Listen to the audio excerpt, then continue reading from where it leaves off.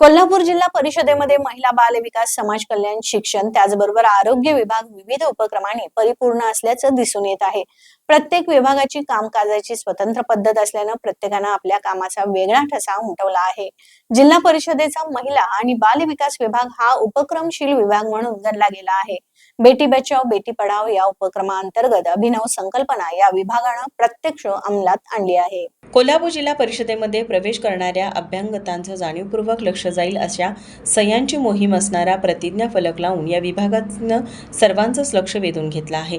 फलक वाचणारा अंतर्मुख होऊन या फलकावर सहीसाठी आपोआपच पुढे येतो।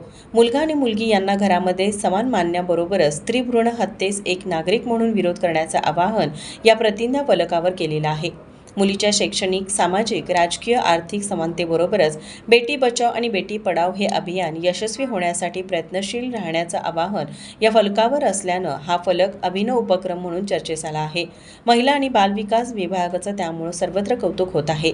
या सही अभियान मोहिमेत कोरगावकर हायस्कूलचे मुख्याध्यापक संजय सौंदलगे आणि उपक्रमशील शिक्षक सदाशिव भाटवळ यांनीही सहभाग घेऊन उपक्रमास शुभेच्छा दिल्या।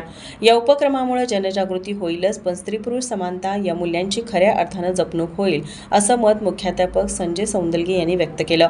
अधिकाधिक नागरिकांसाठी शहरातील महत्त्वाच्या चौकांमध्ये असे फलक लागून त्यामध्ये नागरिकांचा सहभाग हवा अशी अपेक्षाही त्यांनी व्यक्त केली। जिल्हा परिषदेच्या महिला व बाल विकास विभागाच्या या उपक्रमामुळे जनजागृती होईलच, पण त्याद्वारेच नागरिकांचाही सहभाग वाढावा यासाठी शहराच्या चौकाचौकांमध्ये असे फलक लागावेत अशी अपेक्षा आहे।